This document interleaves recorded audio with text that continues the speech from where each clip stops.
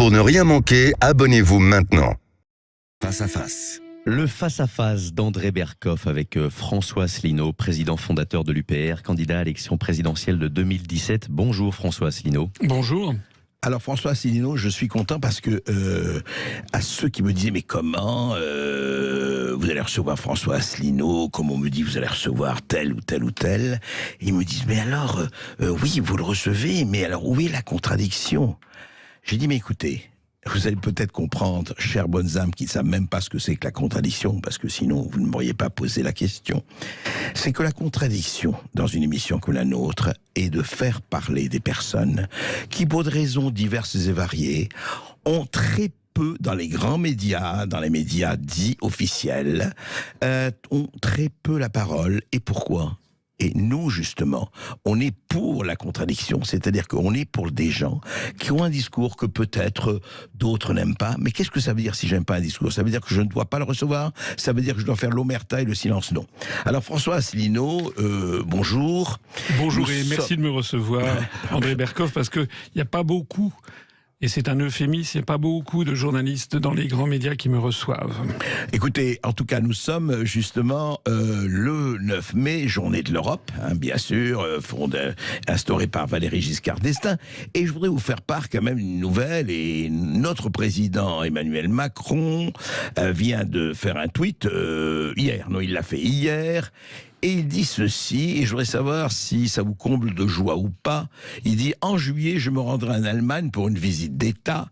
Le président fédéral Steinmeier, que je remercie pour son invitation, fait ce grand honneur à la France. C'est l'expression de l'amitié et de la confiance entre nous et entre nos peuples. » Donc, tout va pour le mieux entre l'Allemagne et la France, si je comprends bien ce tweet.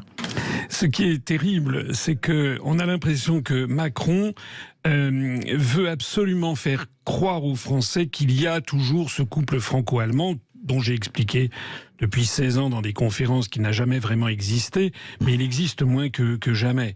Le président de la République allemande, d'ailleurs je suis persuadé que 98% des auditeurs ignorent son nom, vous l'avez rappelé, Monsieur Steinmeier, on ne sait pas, bon, ce qui prouve la proximité. Bon, le président Steinmeier, il y a quelques mois, il avait été dans une des grandes bases militaires américaines sur le sol allemand, puisqu'il y a des soldats de l'armée américaine sur le sol allemand, et il avait renouvelé de façon la plus officielle qui soit, parce que c'est une autorité morale en Allemagne, le soutien absolu de l'Allemagne aux États-Unis et réciproquement, et que la présence militaire américaine en Europe et de l'OTAN était fondamentale pour la République fédérale d'Allemagne. Donc Monsieur Macron, un jour il nous dit qu'il est pour une autonomie européenne en matière de défense. Il a même, je rappelle, en 2018, sauf erreur de ma part, signé avec Madame Angela Merkel le traité d'Aix-la-Chapelle, oui, où il faisait quand même des concessions inimaginables, y compris le fait qu'il y ait des ministres allemands qui peuvent venir à des conseils des ministres français, y compris que l'Allemagne a une espèce de condominium sur notre siège permanent au Conseil de sécurité, y compris sur le fait qu'il faut aller vers la convergence de nos armées, y compris, c'était en pointillé que peut-être un jour on pourrait peut-être voir si on ne peut pas partager non seulement le siège au Conseil de sécurité de l'ONU, mais également l'armement nucléaire, ce qui pourtant est formellement interdit par le traité de Moscou de 1980. Et donc, il a fait des concessions, et l'Allemagne nous fait des bras d'honneur constamment. Une dernière en date, vous savez qu'il est allé en Chine il y a quelques semaines. Avec Ursula von der Leyen. Qui est une Allemande, ça vous n'avez pas oublié, elle a été même ministre de la Défense. Elle était en tant que présidente de la Commission européenne. Oui, mais elle était ministre de la Défense allemande auparavant. Mais quelques mois avant, c'est Olaf Scholz qui était allé en Allemagne. Et, en Chine, pardon. Et Macron avait dit je pourrais peut-être venir avec vous. Et Olaf Scholz avait dit nein. Il y était allé avec les entreprises allemandes. C'est-à-dire que, vous savez, c'est un peu comme ce qu'on disait jadis de l'URSS, tout ce qui est à moi, et tout ce qui est à vous est négociable. C'est-à-dire que Macron cède tout à l'Allemagne et n'obtient rien en retour. Et juste un mot, on en a parlé, et c'est dit par des observateurs de divers bords, c'est que l'Allemagne a tout fait pour, je ne dirais pas détruire, mais quand même diminuer notre potentiel nucléaire, enfin nos nos centrales nucléaires, notre énergie nucléaire. Ils ont tout fait. Absolument. Oui, au point que, vous savez, il y a Fabien Bougli qui nous avait révélé qu'au sein de la ministère de la Transition énergétique, il y avait un lobby allemand, une cellule lobbyiste allemande, qui est quand même... Alors, il y a quand même une raison à cela, qui est une raison assez cachée, qu'il faut bien comprendre, c'est que la France fait partie de l'euro, et que nous sommes dans une situation financière absolument tragique, mais vraiment dramatique. Je rappelle qu'en 2007, François Fillon avait dit « Je suis à la tête d'un État » en situation de faillite. À l'époque, l'endettement public de la France, c'était en gros 1500 milliards d'euros. Grâce à Macron, on est passé à 3000. Enfin, il n'est pas le seul, Sarkozy et Hollande. Oui. Mais surtout Macron, puisque depuis qu'il est aux affaires, c'est-à-dire quand il a été ministre de l'économie et surtout depuis qu'il est à l'Élysée, on a fait un bond de 2000 à 3000 milliards. Et donc, ce qu'il faut bien comprendre, c'est que les Allemands ont un pistolet sur notre tempe. C'est que tout ceci peut continuer tant que la Banque Centrale Européenne rachète sur le marché secondaire les obligations du Trésor public français. Donc ça, c'est un... Vous voulez dire que si la Banque Centrale Européenne arrête ça... ça veut dire que nous aurons une augmentation phénoménale des taux d'intérêt sur les obligations françaises. Bien sûr. Ça veut donc dire que nous nous sommes mis avec cette monnaie européenne dont personne ne parle. C'est un des grands tabous de la société française, alors même que ça contribue à détruire notre économie. Vous avez vu, le déficit commercial est absolument abyssal. Eh bien, on s'est mis dans la main de l'Allemagne, en définitive. Je rappelle ici que les propos que je tiens, qui vont être considérés comme scandaleux, conspirationnels, je m'en fous, comme vous d'ailleurs. Rappelez-vous qu'en 1978-79, avant les élections européennes de 79, il y a un fameux discours de Jacques Chirac devant les troupes du RPR qui disait justement RPR, ça. d'ailleurs. Qui disait qu'il disait non à une Europe sous domination germano-américaine. Et c'est d'ailleurs tout ce qu'ont dit les gaullistes et les communistes. Après la Seconde Guerre mondiale, rappelez-vous l'échec de la Communauté européenne de défense de 1954, bien sûr. Les gaullistes et les communistes avaient fait alliance contre justement ce qu'ils estimaient devenir une Europe fédérale, était une Europe sous domination américaine. Alors, vous êtes quand même suffisamment connu, François Asselineau, je ne révélerai rien, ce n'est pas que vous êtes pour le Frexit, vous êtes pour la sortie de la France de l'Union européenne, vous êtes contre l'euro. Mais alors, franchement, je voudrais revenir là-dessus. Je sais que vous en avez parlé à moult reprises. Mais qu'est-ce que vous dites à ceux qui vous disent « Oui, d'accord, mais on sort de l'euro, comment on sort de l'euro comme ça? C'est la catastrophe. C'est avant le De Gaulle et même Giscard avait la dévaluation du franc. Maintenant, on dévalue quoi? On fait quoi? Comment peut-on sortir seul comme ça de... Alors, vous allez me dire, la Grande-Bretagne l'avait fait, mais j'aimerais vous entendre là-dessus. Parce qu'on dit, voilà, oui, Asselineau, comme d'autres, vous voulez le Frexit, mais vous êtes complètement utopiste, n'importe quoi, etc. Alors, oui, comme d'autres, en tout cas, c'est moi qui ai commencé il y a 16 ans. Ça fait 16 ans que je porte cette croix. Bon. C'est vrai. La croix de Lorraine. Oui. Alors, je voudrais, on n'a pas le temps, bien sûr, parce que ça nécessite évidemment du temps. Je voudrais simplement renvoyer vos auditeurs à une conférence une vidéo qui est en ligne, qui s'appelle Le jour d'après, où j'explique par le menu détail comment on peut sortir de l'euro.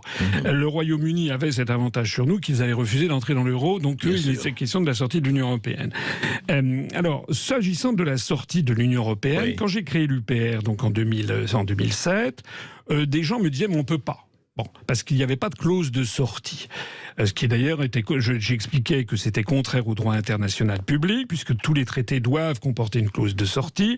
Il y a d'ailleurs une vidéo qui circule sur Internet où l'on voit Jacques Attali qui explique devant une foule hilare qu'ils ont veillé à ne pas mettre de clause de sortie, ce qui est contraire au droit.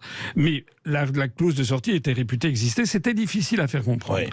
Depuis le traité de Lisbonne, qui a été adopté après l'échec de la Constitution européenne, il y a une clause de sortie. Et la victoire du référendum, les Français n'en voulaient pas, voilà, on l'a exactement. fait. Voilà. Donc il y a un article qui s'appelle l'article 50 du traité de l'Union européenne. Alors, les gens vont dire oui, mais c'est la catastrophe, etc. D'ailleurs, c'est ce qu'on a dit pour les Britanniques. Je rappelle que les Britanniques ont voté pour la sortie de l'Union européenne en 2016. On entendait des gens qui disaient mais ça n'aura jamais lieu. Et puis ça a eu lieu. Alors maintenant, ce que l'on entend, c'est la catastrophe au Royaume-Uni, c'est absolument épouvantable. Alors d'abord, c'est absolument faux. Premièrement, j'ai repris ici quelques chiffres. Par exemple, sur le taux de chômage au Royaume-Uni, il est de 3,9%. Nous, il est de 7,3%. Le déficit commercial au Royaume-Uni, il est de 100 milliards d'euros. Chiffre d'aujourd'hui, ça. Enfin, de quelques mois. D'accord. Alors, je sais que les chiffres actuellement en France sont un peu trafiqués parce que on fait des sorties de Pôle emploi, mais le taux de chômage est à peu près 50 à 100% inférieur, 50% inférieur à celui de la France. Le déficit commercial au Royaume-Uni, 100 milliards d'euros, ce qui est beaucoup en 2022, mais nous, 164 milliards d'euros. En 2022. Le taux de croissance au Royaume-Uni, 4,1% en 2022. En France, 2,6%. Donc, c'est sûr que le Royaume-Uni n'est pas dans une situation formidable, mais la France, c'est pire. Deuxièmement, ce que je voudrais dire, c'est que la sortie de l'Union européenne, ça ne se joue pas sur quelques mois, ni même quelques années. D'ailleurs, quand on oppose aux européistes les piètres résultats de la construction européenne, ils nous disent mais non, attendez, il faut plus d'Europe. Ça fait 65 ans depuis le traité de Rome, c'est toujours pas assez, il faut attendre encore plus longtemps. Donc si au bout de 65 ans, on peut pas porter de jugement sur l'efficacité de la construction européenne, laissons quand même au Brexit quelques années pour voir ce qu'il en est. Mais fondamentalement, la construction européenne, en tout cas c'est ma conviction, ligote la France dans un conglomérat qui vide de sens notre démocratie. Et donc la question qui se pose, c'est de savoir est-ce qu'on reste dans un système qui est en train de transformer la France en une démocratie illibérale, comme je le lisais dans le journal Le Temps, le journal suisse qui est très sévère sur les événements d'hier. Jean-François Bayard, très sévère, parce que on voit bien par exemple l'affaire des retraites. On va en parler, François Asselineau, parce qu'on va parler justement de la démocratie française. Comment vous la vivez, comment vous la ressentez aujourd'hui et par rapport aux évolutions. Et là, on va revenir aussi à la politique intérieure française après une toute petite pause. À tout de suite. Restez bien avec nous, on se retrouve tout de suite. Et vous avez la parole sur Sud Radio pour interpeller François Asselineau. Vous nous appelez au 0826 300 300. On attend vos appels. 0826 300 300. À tout de suite sur Sud Radio. Ici Sud Radio. Les Français parlent au français. Je n'aime pas la blanquette de veau. Je n'aime pas la blanquette de veau. Sud Radio Berkov dans tous ses états. Et je ne suis pas le seul, François Asselineau l'est aussi depuis longtemps et il n'est pas le seul non plus. Vous aussi, auditeurs résistants de Sud Radio, justement, on essaye de décrypter, de comprendre. Après, vous exprimerez vos accords ou vos désaccords. Mais ce qui est important, quand même, François Asselineau, vous avez parlé, donc, vous dites que quand même l'Europe telle qu'elle existe, après on va pas faire refaire l'histoire, ça nous prendrait des heures, mais l'Europe telle qu'elle existe avec ses règlements, ses lois, etc. Alors moi j'ai une question très précise à vous poser. Aujourd'hui, et je sais que vous serez honnête et j'espère objectif là-dessus, l'Europe, les règlements de l'Europe, à quelle proportion ils sont prioritaires sur les lois françaises? Je veux dire par là que entre la gouvernance européenne, donc de l'Union européenne, je parle, c'est ça du Parlement, enfin du Parlement de la Commission européenne, et les lois françaises, alors on a quand même, effectivement, on n'est pas complètement et heureusement dépendante, mais où ça en est de ce point de vue-là? Alors il y a des pourcentages qui ont circulé, il y a des gens qui disent 70%, 80% de nos lois seraient en fait des transpositions des directives européennes. Il y a des gens qui disent non, c'est pas vrai, c'est beaucoup moins, mais ça dépend de ce qu'on appelle une loi. Par exemple, il y a besoin d'une loi pour fixer la délimitation précise entre le Suriname et la Guyane française. Mais quand on parle des lois importantes, des lois stratégiques, on peut considérer que 90% sont d'origine européenne. Par exemple, cette fameuse réforme des retraites, elle est exigée par la Commission européenne depuis des années dans le cadre du rapport sur les les grandes orientations de politique économique, c'est l'article 121 du traité sur le fonctionnement de l'Union européenne. Et depuis quelques mois, elle est demandée par la Commission européenne en échange notamment de ce fameux plan de relance européen qui est une arnaque sans précédent, où la France, au total, s'endette pour 80 milliards d'euros à donner à la Commission européenne et va recevoir 40 milliards. Donc cette affaire nous coûte 40 milliards. Et les 40 milliards qu'on reçoit, c'est en échange d'un certain nombre de réformes de structure, dont la réforme des retraites.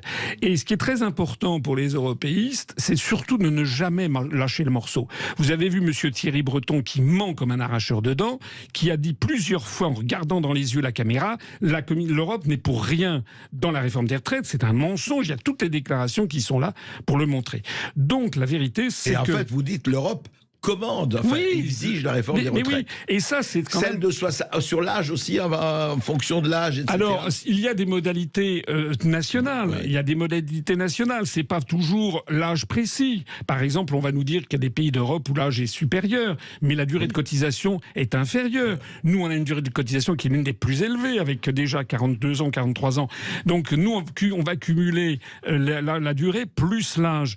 Mais ce qu'il faut bien comprendre sur ce sujet des retraites, comme sur le reste, comme sur la diplomatie, comme sur les vaccins, comme sur la santé, comme sur les réductions budgétaires, etc., c'est que tout ceci vient de l'Europe. Et d'ailleurs, il y avait quand même quelqu'un qui s'appelait Michel Barnier qui avait justement parlé d'un grand secret. C'était il y a déjà une vingtaine d'années, où il avait dit le grand secret, c'est que 70 ou 80% de nos lois sont d'origine européenne. C'est-à-dire, en fait, prises par la Commission européenne, qui est peuplée de technocrates non élus et qui sont... Il y en a 26 sur 27 qui ne sont pas français. Donc c'est la fin de la démocratie. Et les Français, tant qu'ils n'auront pas compris que quand ils votent à droite ou à gauche, au bout du compte, ils ont toujours la même politique, eh bien on va continuer comme ça. Ça, c'est très important aussi à comprendre. Il y a énormément de Français qui voudraient envoyer tout balader, mais ils veulent envoyer tout balader en restant dans le cercle des responsables politiques qu'on leur présente. Madame Le Pen, Monsieur Bardella, Monsieur Zemmour, Monsieur Mélenchon, Monsieur Olivier Faure. Mais tous ces gens-là, ils sont comme Madame Meloni en Italie. Ils veulent rester dans l'Union européenne. Et vous voyez ce qui se passe avec Madame Meloni. En fait, la montagne a accouché d'une souris. Donc les Français, il faut absolument qu'ils comprennent que tant qu'ils n'auront pas fait le choix dans leur tête, qu'ils n'auront pas assimilé que si moi je propose de sortir de l'Union européenne, ça n'est pas par xénophobie, par ringardisme, c'est tout le contraire. C'est au contraire pour rendre aux Français leur démocratie et qu'il va falloir y passer par là parce que sinon nous allons vers un désastre national d'une ampleur qu'on n'a même pas idée. Mais François Asselineau, je vous pose la question quand même, est-ce que ce n'est pas un peu, parce que vous avez un peu de rancœur d'être quand même, je dois le dire, marginalisé, je ne dis pas sinon marginal, parce qu'il se fait que si la quasi-totalité des politiques, je veux dire des leaders politiques, de partis qui existent, sont, comme vous dites, européistes. Il y a peut-être des raisons. Est-ce qu'ils se trompent tous? Est-ce qu'ils sont tous dans l'erreur et la dérive? Ce sont des lâches. Parce qu'ils savent, toute porte fermée, ils savent que j'ai raison. J'ai eu des témoignages innombrables. Sauf qu'ils savent que si on dit qu'il faut sortir de l'Union européenne, on est blacklisté de tous les grands médias. C'est la vérité. La vérité, elle est là. Et s'ils savent, et si en plus ils font ce que disait De Gaulle, il faut nommer l'ennemi. Actuellement, qui est le plus grand adversaire de la France? C'est la Russie? C'est le monde arabo-musulman? Non. Qui est-ce qui a détruit Nord Stream? Qui est-ce qui a fait perdre nos contrats de sous-marins en Australie? Qui est-ce qui nous a volé Alstom? Qui est-ce qui nous impose l'idéologie woke, l'idéologie LGBT? Qui est-ce qui peuple notre imaginaire collectif? Qui est-ce qui écoute systématiquement les chefs d'État français, etc.? Je suis désolé, ce sont les États-Unis d'Amérique. Et c'est eux qui actuellement ont une stratégie sur l'affaire ukrainienne qui consiste en fait à démolir les économies européennes pour notamment nous fourguer leur gaz de schiste et ramasser la mise. Et il est là le problème. Vous voulez dire qu'ils sont prêts à se battre jusqu'au dernier Ukrainien? Dans un premier temps et ensuite jusqu'au dernier Européen.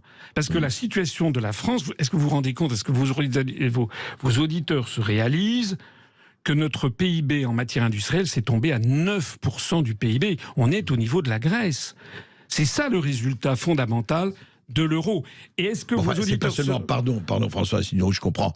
Moi, il y a des choses que j'aime beaucoup aux États-Unis, des choses que j'aime beaucoup moins. Bon, ne jetez pas le bébé avec l'eau du bain, et Dieu sait si l'eau du bain est visqueuse. Mais ça, c'est... Attendez, les États-Unis, pourquoi les hommes politiques européens, pourquoi les leaders, pourquoi les décideurs, pourquoi les élites ne décident pas d'eux-mêmes? Ils sont tous invertébrés, lobotomisés.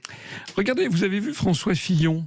il est passé, il a eu une audition à l'Assemblée nationale il y a quelques jours, et il a raconté justement.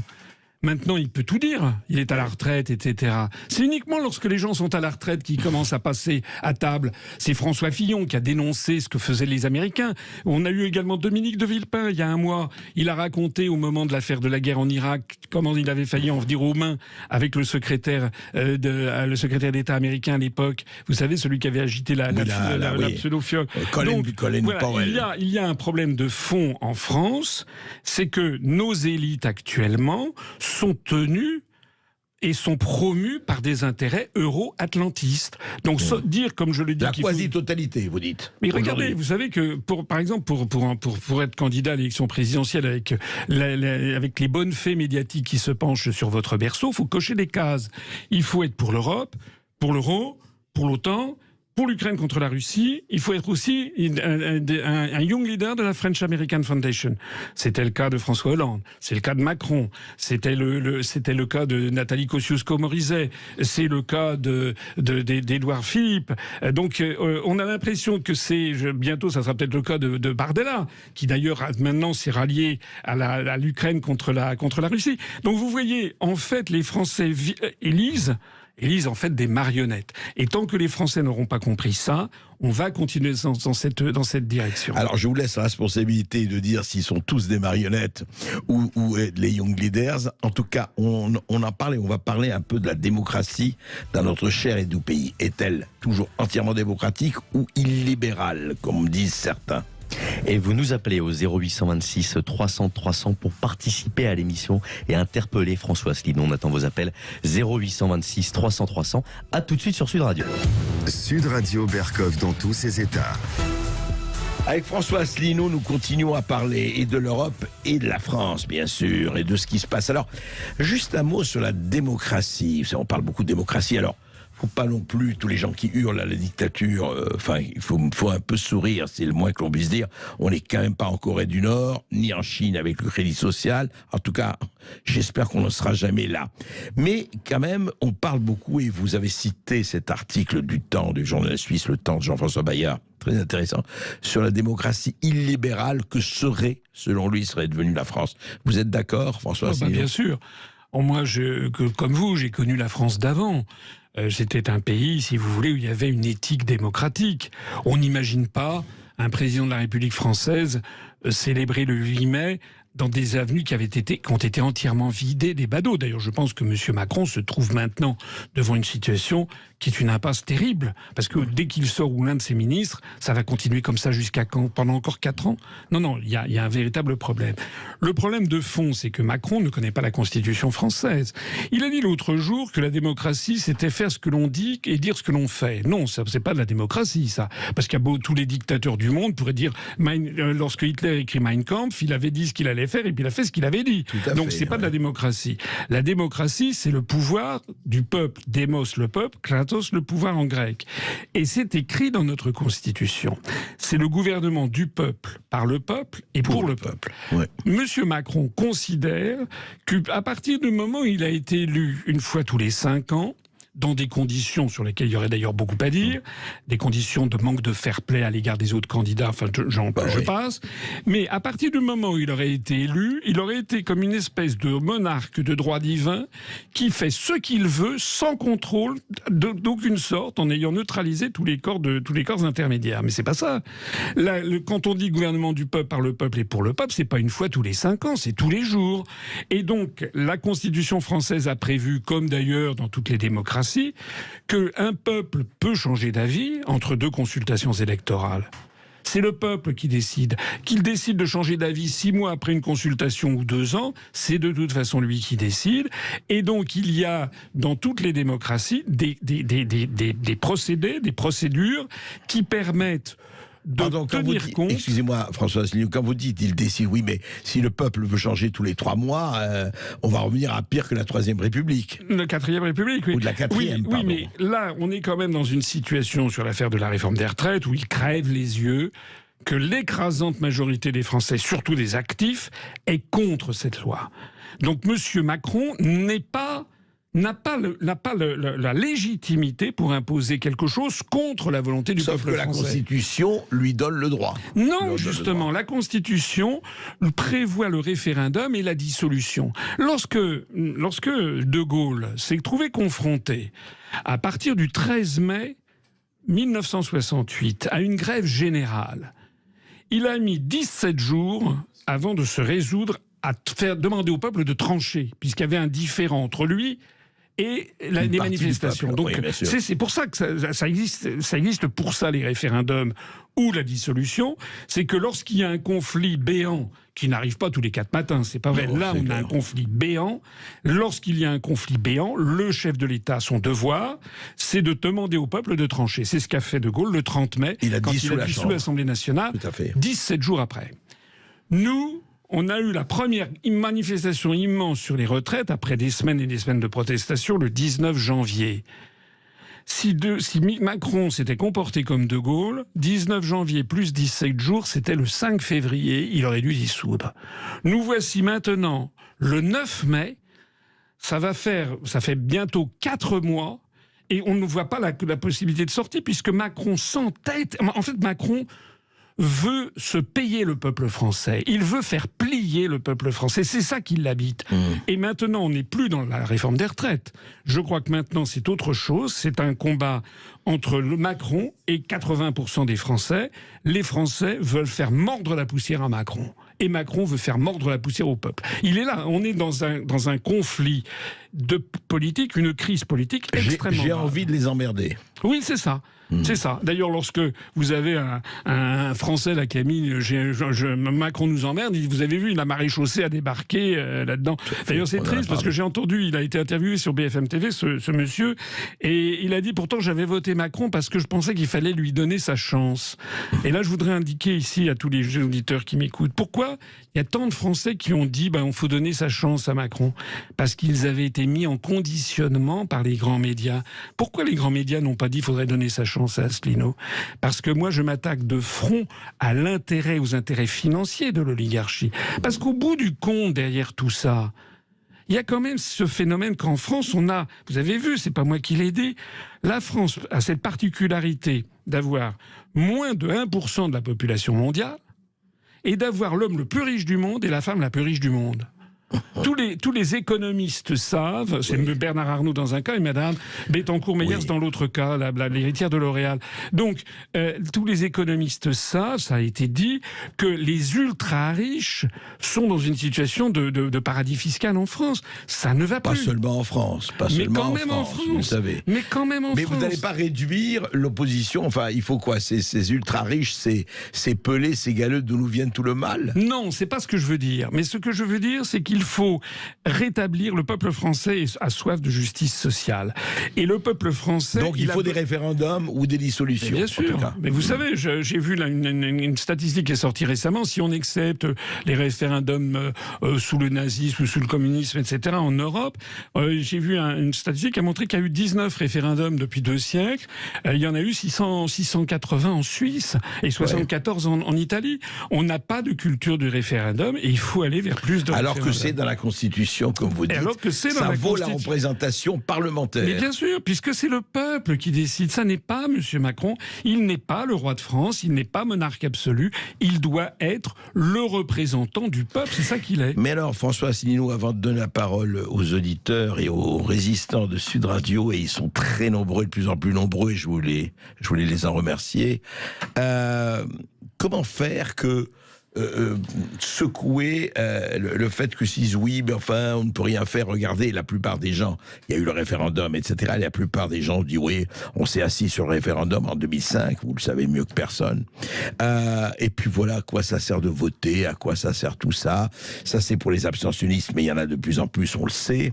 Et puis pour les autres, ils ne savent pas très bien à quel sein se vouer. Comment faire pour sauver ça? Déjà, il faudrait, alors c'est pas forcément à vos auditeurs, parce que je pense que vous avez, par votre personnalité, le succès de votre émission, vous avez des auditeurs qui sont particulièrement éveillés politiquement. Mais malheureusement, pour vous, ça n'est pas toute la France. C'est Et il y a clair, énormément de Français qui se contentent du prêt à voter qu'on leur donne sur TF1 ou sur BFM. Donc il faut que les Français fassent preuve d'esprit de curiosité, qu'ils aillent, par exemple, sur le site de l'UPR, où j'ai un programme que je présente depuis des années, qui va bien au-delà de la sortie de l'Union européenne. J'ai vu des gens qui disent « Ah mais lui, il a que ça à la tête ». Non, non, non. J'avais le programme le plus détaillé de tous les candidats, sauf qu'on ne le présente pas. Et je voudrais dire encore autre chose, si vous me le permettez, sur la question européenne. C'est que il y a un grand malaise, en fait, sur l'Europe. C'est que vous avez... L'Europe, elle a été construite dans les années 50 sous deux influences. D'une part, le Vatican et les partis démocrates chrétiens, Robert Schuman, Alcide de Gasperi en Italie, Adenauer en Allemagne, etc. Et puis d'autre part, les États-Unis d'Amérique. Et tant que l'URSS existait, les deux forces convergeaient vers la même situation. La guerre froide. Depuis l'effondrement de l'URSS, les deux ont divergé, puisque désormais les États-Unis ont pris le pas, imposent d'ailleurs des valeurs comme les valeurs woke, LGBT, qui sont, excusez-moi de le dire, le contraire même des évangiles. Et l'Église catholique, depuis Vatican II, a beaucoup perdu de son poids, de sa valeur. Et on est dans cette situation extraordinaire. Je vous ai apporté un petit cadeau. Dites-moi. Voilà, André Berkoff. Je vais vous le faire. Je le montre à l'antenne. Je ne sais pas si on le voit. Oui, on va le voir. Oui, c'est une neuvaine au serviteur de Dieu Robert Schuman. C'est disponible en ligne par le diocèse de Metz. Et vous y apprenez que pendant 9 jours... La neuvaine, c'est qu'il faut faire 9 jours de prière. Voilà, c'est bien et une ça, prière différente tous les jours, notamment pour cet artisan de la paix. Pour Robert Schuman. Oui, parce qu'en attendant sa canonisation, pour le 9 mai 1950, et il présente la construction européenne comme une œuvre de paix. Lorsque je vois que Thierry Breton essaye d'unifier la fabrication des obus et était en train de nous entraîner avec d'autres dans un conflit avec la première puissance nucléaire mondiale, la Russie, ça me fait grincer les dents. Donc ça, c'est quoi? Ils veulent... En fait, c'est l'Europe catholique qui rend... Et ce débat que je mets sur la table, il est très important parce que, regardez ce qui s'est passé en Hongrie il y a 2-3 jours. On a vu Viktor Orban réunir autour de lui ce que les médias appellent l'extrême droite. On a vu pour la France M. Bardella qui est pour l'Europe, Mme Marion Maréchal qui est pour l'Europe, et qui défendent en fait une Europe chrétienne. C'était le projet de Pie XII de 1950. D'ailleurs, le drapeau européen, c'est un drapeau marial, c'est la Vierge de l'Apocalypse. Et par ailleurs, il y a à l'autre bout de l'échelle les partisans de l'Europe telle qu'elle se bâtit, qui est une Europe qui favorise... Otanienne. Pas seulement, qui favorise aussi les valeurs LGBT, la woke culture, et qui favorise... Alors, on est face à une contradiction insurmontable, en fait, y compris d'ailleurs, ça a été reproché, la Commission européenne qui subventionne des organismes qui sont proches des frères musulmans, etc. On est devant une contradiction insurmontable sur l'objet même du projet. Oui, enfin, et vous me permettrez de conclure pour les historiens que ce qui est extraordinaire dans cette histoire, c'est qu'on retrouve un conflit entre 3 acteurs qu'on a connus tout au long du Moyen-Âge et à l'âge classique. D'une part, les partisans de la papauté, ici le Vatican, d'autre part les partisans du Saint-Empire romain germanique, ici les États-Unis et l'Allemagne, et enfin le roi de France, de Philippe le Bel à Louis XIV, qui, comme disait Philippe le Bel, voulait être empereur en son royaume et qui rejetait et le pape et le Saint-Empire pour avoir une France qui soit souveraine et indépendante. Comme quoi l'histoire continue, demeure, il faut toujours se replonger dans l'histoire. On va recevoir tout de suite les auditeurs de Sud Radio, Lucien. Oui, vous nous appelez au 0826 300 300. On a le plaisir d'accueillir Jamel de Château-Renard. Bonjour Jamel. Bonjour Jamel. Bonjour Monsieur Berkoff, bonjour Monsieur Asselineau, c'est un plaisir immense et un honneur incomparable. Je voudrais vous demander, Monsieur Asselineau, vous aviez évoqué 65 ans de recul sur l'UE et qu'on pouvait effectivement s'interroger sur son efficacité, en tout cas s'interroger sur l'UE. Je pense aussi qu'on a 234 ans de recul sur la démocratie représentative. N'est-il pas aussi l'occasion de s'interroger dessus? Un de ces 2 combats, vous me comprenez, un de ces 2 combats n'englobe-t-il pas l'autre? Est-ce que le problème de l'UE n'est pas vraiment la démocratie représentative qui l'a mis en place? Et je me demande également, et je vous demande également, quelle solution avons-nous? Parce que le référendum n'est-il pas une façon de demander à nos preneurs d'otages si nous avons le droit de nous libérer? Effectivement, Monsieur Berkoff, vous avez raison, nous ne sommes pas en dictature. Y allons-nous? Vous parliez de cynisme il y a quelque temps. Effectivement, l'horreur prend des habits de bienveillance. Et vous donnez la parole à des voix dissidentes. Et je tiens à préciser que je suis autodidacte, je me compare pas à Ramanujan, mais j'ai une approche singulière.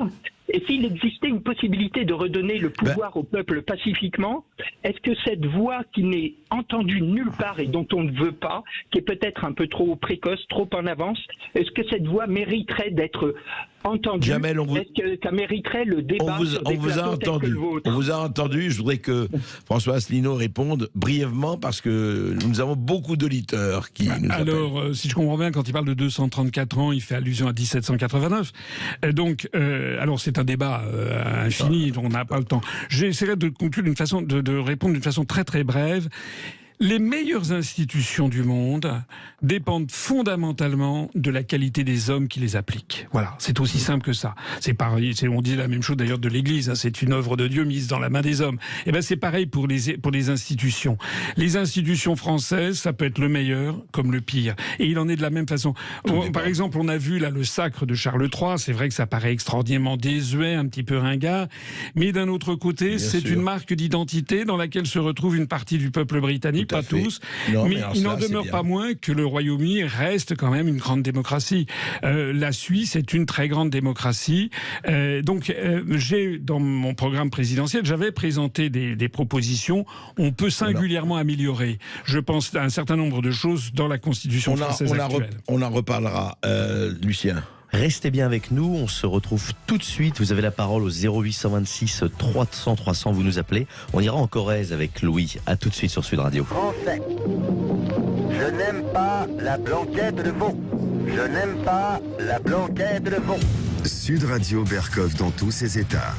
Vous êtes bien sur Sud Radio dans le face-à-face d'André Berkoff avec François Asselineau, le président fondateur de l'UPR. Et vous avez la parole pour l'interpeller au 0826 300 300. On va en Corrèze avec Louis. Bonjour Louis. Bonjour Louis. Bonjour André, merci de nous permettre de parler à Monsieur Asselineau et tout notre soutien dans la résistance face à l'oligarchie, parce qu'on a besoin de vous. Vous savez, on a vraiment besoin de vous dans ce pays. Alors, ma question s'adresse à Monsieur Asselineau. Je suis très heureux de vous la poser en ce jour de l'Europe, parce qu'il nous faut aussi l'UPR pour faire la fête de l'Europe. Et ma question concerne la Cour européenne des droits de l'homme et l'espace Schengen. Vous parliez du drapeau Marial, Monsieur Asselineau, et ce drapeau est exactement le même pour le Conseil de l'Europe que pour l'Union européenne. Alors, est-ce que de facto, il ne faudrait pas dénoncer la Cour européenne, la Convention européenne des droits de l'homme qui a été ratifiée par Alain Power en 1974 sans aucun débat démocratique, alors que Foyer disait en Conseil des ministres au général de ne pas la ratifier eu égard au relèvement de souveraineté qui en découlait. Et ne faudrait-il pas aussi sortir de l'espace Schengen, étant donné que le Schengen a été intégré au traité européen. D'accord. Et voilà. Alors, Louis, merci. Alors merci. Alors déjà, je félicite cet auditeur d'abord pour les propos aimables qu'il a tenus, mais aussi il est le témoignage de ce que de plus en plus de Français, je le vois sur le terrain, commence à bien comprendre des mécanismes assez compliqués, mais qui sont les mécanismes de notre asservissement. Parce que je l'ai dit depuis 16 ans, le plus grand génie de la construction européenne, c'est que c'est compliqué et emmerdant. Alors, et donc les gens ne veulent pas s'y intéresser. Allons-y. Alors, il pose deux questions très intéressantes. La première, c'est que la Cour européenne des droits de l'homme n'a aucun rapport avec les traités européens. Ça, c'est le premier point. Deuxièmement, effectivement, ils ont quasiment le même drapeau. Troisièmement, dans mon programme politique, j'avais proposé justement la dénonciation de toute une série de clauses de la Cour européenne des droits de l'homme, qui d'ailleurs, et c'est un secret de polichinelle, puisqu'il y a eu un rapport, ça a même été repris par le journal Le Figaro, est infiltré désormais par des proches de George Soros et de l'Open Society. On l'a dit, on a eu un rapport dessus. Donc il y a maintenant la Cour européenne des droits de l'homme, et je pense qu'il a à l'esprit effectivement des positions qui ont été prises, qui ont des positions très politiques, sur notamment les questions migratoires. Le deuxième point, c'est sur l'affaire de Schengen. Oui, je suis d'accord avec lui. Je l'ai dit depuis des années, il y a 3 articles, notamment l'article 67, 77 et 78 du traité sur le fonctionnement de l'Union européenne, qui en fait ligotent les pays de l'Union européenne et qui leur empêchent d'avoir les marges de manœuvre pour maîtriser notre immigration. Moi, je ne suis pas anti-immigré, mais je comprends qu'il y a en France maintenant un mouvement très majoritaire de gens qui disent ça suffit, il y en a trop, maintenant c'est notre identité nationale. Et ça, on est des démocrates, c'est le peuple qui a raison, donc il faut appliquer ce qu'a le peuple. Et ce que je regrette, c'est que il y a des enfumeurs professionnels, excusez-moi de faire un petit peu de politique, mais je vise notamment M. Zemmour, notamment Mme Le Pen ou M. Bardella, qui prétendent lutter contre l'immigration clandestine, qui se frite. Monsieur Darmanin, c'est pareil, il se frite avec Madame Meloni en Italie en disant vous savez pas gérer vos problèmes migratoires. Mais aucun de ceux-là ne disent que tant qu'on reste dans l'Union européenne, or ils ne veulent pas en sortir, tant qu'on reste dans l'Union européenne, on est obligé d'appliquer l'article 67, qui est un article extraordinaire. L'Union européenne assure l'absence de contrôle aux frontières intérieures. C'est écrit noir sur blanc. Moi, je connaissais des traités... L'Union européenne assure l'absence de contrôle aux frontières intérieures. D'habitude, quand vous avez des traités, c'est assure des contrôles. Non, là, c'est assure l'absence de contrôle. C'est-à-dire qu'à partir du moment où quelqu'un entre en Italie, il vient en France directement sans aucun problème. Donc déjà, il faut rétablir... De toute façon, on n'y échappera pas. Pas seulement sur les questions migratoires, sur des questions industrielles, sur des questions de niveau de vie. On n'échappera pas à la question que la France est en train de s'appauvrir parce que nous sommes mis sans aucune protection en concurrence avec des pays qui comptent des milliards d'êtres humains. Vous voyez que l'Inde vient de dépasser la Chine d'ailleurs, et dont le niveau de vie est très très inférieur. Donc c'est le phénomène des vases communicants. Si on continue comme ça, la France va progressivement, du moins les classes moyennes françaises, vont atteindre le niveau de vie de la classe moyenne indienne. Merci beaucoup, Louis. Vous parliez de référendum, monsieur Asselineau. Les Pays-Bas, un député aux Pays-Bas a déposé aussi une initiative pour une votation qui doit être votée par la Chambre haute encore. Oui, Louis, on va arrêter là parce qu'il y a plusieurs auditeurs et mais on va refaire des émissions avec François Asselineau et avec vous, bien sûr. Merci beaucoup, Louis. On va en Gironde avec Martine. Bonjour, Martine. Bonjour. Oui, bonjour, alors Martine. voilà. Alors félicitations à André Berkoff. On adore son émission. Merci aussi à Monsieur François Asselineau. Voilà. En fait, oui, Monsieur Asselineau. Eh bien, moi, aux dernières élections, je scrutais vos 100 signatures, voilà, parce que j'étais prête à voter pour vous. Et on a été bien déçus de se rendre compte que malheureusement vous n'avez pas eu vos signatures. Et ce que je voulais vous demander, parce que en fait, moi je ne suis pas une personne qui est souvent fait la grève ou manifesté pendant ma vie professionnelle. Je suis retraitée depuis 2015. Mais à partir du moment où le Covid est arrivé, les confinements, etc., je me suis rendu compte qu'il y avait manipulation, grave manipulation. Et n'ayant jamais étudié la géopolitique, eh bien, je me suis mise à regarder un petit peu partout, à m'informer, etc. J'ai découvert tout ce qui se passe. Et voilà comment j'ai découvert également votre parti et vous-même. Oui. Voilà. Alors, ma question, c'est comment faire pour avoir vos 100 signatures, monsieur Asselineau? Alors, merci madame. Au moins dans 4 ans. Merci madame pour votre soutien. Alors déjà, c'est pas 100 malheureusement, c'est 500. Deuxièmement, j'avais réussi à les avoir en 2017.